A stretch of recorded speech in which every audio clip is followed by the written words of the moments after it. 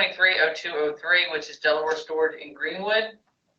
And I'm Dorothy Morris for the Office of State Planning Coordination. And I'll just start off by stating that at the end of this meeting, we will have a public comment period on the east side of 13 north of Route 16 in Greenwood. And it is a site plan to construct 109,620 square foot storage facility on 20.168 acres with the proposed zoning of highway commercial upon annexation into Greenwood. And with that, Jamie, I'll turn it over. Oh, I'm sorry. Sam is going to let you know who's on the phone from state agencies, and then we'll turn it over to you, Jamie, and do a Yeah. All right. So on the phone with us today, we have Stephen Barrett. Okay. Okay. Awesome.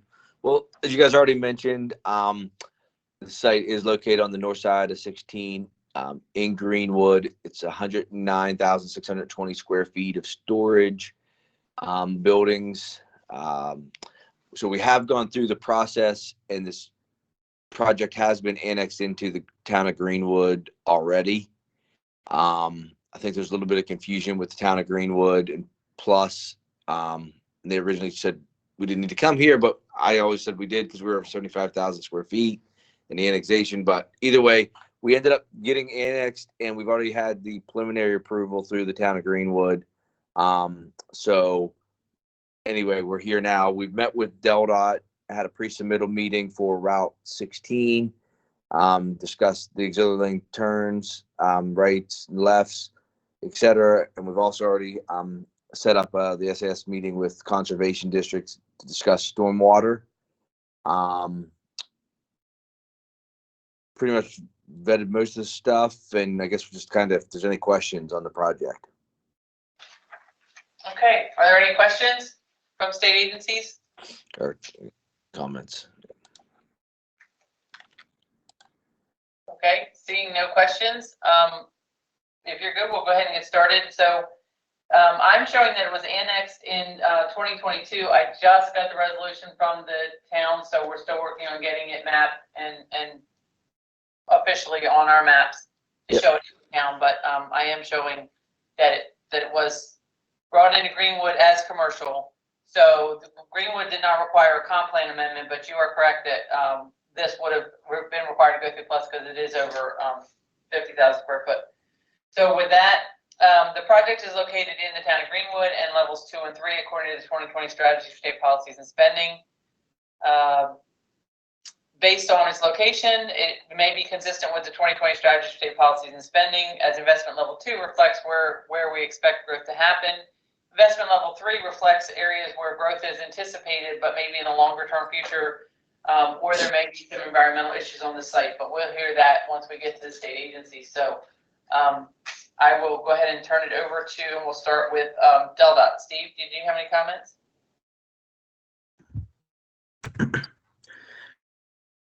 Thank you, Dorothy. Good afternoon, everyone. Nothing of any consequence. Thank you for the introduction. You introduced and detailed that you've already started the process with our office. Please continue that. In terms of traffic analysis, based on the expected trip generation, no off-site analysis will be necessary, but please continue after your pre-submittal meeting. We'll work through that process with you. Thank you. Thank you.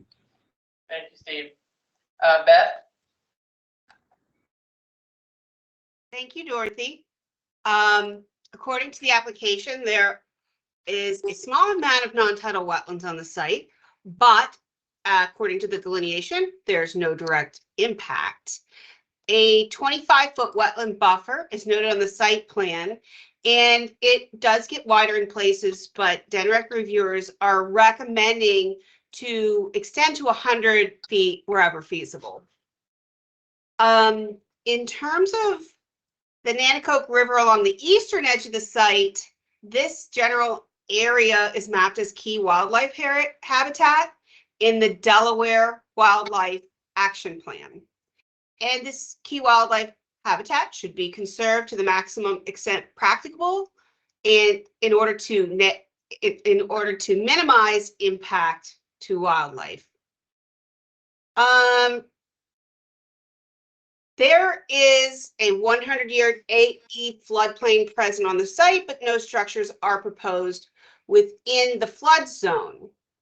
The roadway in the stormwater pond is in the flood area, so we're going to include some language on requirements regarding a flood review. In terms of stormwater management, it sounds like you're already working with the Sussex Conservation District as the delegated agency. And in working through that process, they do work very closely with the tax ditch program. So be sure to bring this up because there's a very slight section of the Cart Branch tax ditch watershed that exists on this site. While most of the sites in the Nanticoke River tax ditch watershed, it's that small section that if you reconvey water to a different tax ditch watershed, a court order change will be needed. Also, the main branch of the Nanticoke River tax ditch along the eastern edge has a 2.5 foot to center line right of way extending into the project site. We will include the form, but the Sussex Conservation District is very familiar with this process and works closely with the tax ditch program. There is also an excellent groundwater recharge area located on the entire parcel. These areas have soils that are conducive to infiltrating water downward from surface water into groundwater, and preservation of these areas is important. While the applicant must comply with all codes, local codes, if none exist, we recommend that no more than 20% of the entire area, you're limiting pervious surfaces to no more than 20% of the entire area as a recommendation. We're also going to include some comments for recommendations on sustainable practices such as solar and especially shade trees in the parking lot. That is all from DENREC. Thank you so much. Okay, thank you very much. State Fire Marshal's Office, John? Good morning, everyone.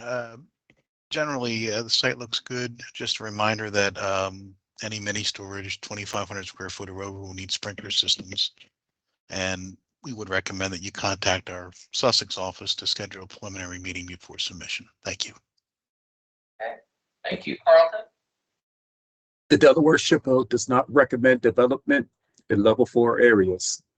There are no known archaeological sites or no National Register listed or eligible properties on the parcels. While no archaeological sites were identified in the project area, the immediate area proposed for development has not been surveyed. Prior survey done near the Long Branch and Cart Branch, as well as along the portions of the Nanticoke River, did locate many pre-contact and historic period archaeological sites. One such report recommends that the field surrounding one site near Beach Highway be studied to confirm the presence or absence of historic and pre-contact archaeological materials. Carlton, sorry to interrupt. We're on application 2023-0203, the Greenwood, Delaware Storage Greenwood. Are those the comments you're reading? Yeah. This project's in level 2 and 3, just to clarify. Okay. Okay. That's a mistake on my part. Yeah. Okay, no problem. This office recommends that the undisturbed portions of the field adjacent to US 13, as well as the wooded lot along the Nanticoke River, be assessed by an archaeologist to determine which portions of the project area may still carry the potential to contain archaeological resources. That's all. Thank you, Carlton. Sorry for the interruption. That's okay. Okay, Nicole, did you have comments? Sure. As Beth had mentioned from DENREC, that the parcel is located within a minimal flood concern of 1,000 years or greater, while the east half of the parcel is located from the Nanticoke River in a 1% flood concern for 100 years. I did show on the written portion that you'll see the screenshots to show what parts of the parcels, obviously it's closer to the water, is going to be a little bit of a flood concern. And then the parcel is located obviously within Sussex County, but not part of an evacuation zone. The county has a population density of 265.6 per square mile based on the U.S. Census of 2020, with an increase from 2010 of 208.9 persons per square mile. Looking at the census blocks of 2044 and 2043, the project is looking at has a total population of 12, though with development, even though we are looking at a storage facility, it would certainly change. And the adjacent blocks aggregate bring the area to a total population of 273. According to FEMA's National Risk Index, the parcel is considered relatively low for overall natural hazard risk. Its community resilience and social vulnerability are both rated relatively moderate. That's it. Okay, thank you very much. Any other comments from state agencies? Jamie, did you have any questions? No, I'm good. Thank you. Thank you all. Okay, so we will contact Greenwood, and I will make sure that they get a copy of our final comments. We did have a couple agencies that couldn't be here today, so those may be in the, if they have comments, they'll be in the final letter. So just to wrap this up, did we have any did we have any public comment from anyone that's on the phone with us? Comments, Jamie, will be out to you on or before March the 22nd. All right. Sounds So if good. Thank you you. have any questions or need anything in the meantime, give me a call. All right. Thank you very much. Have a good day. Thank you.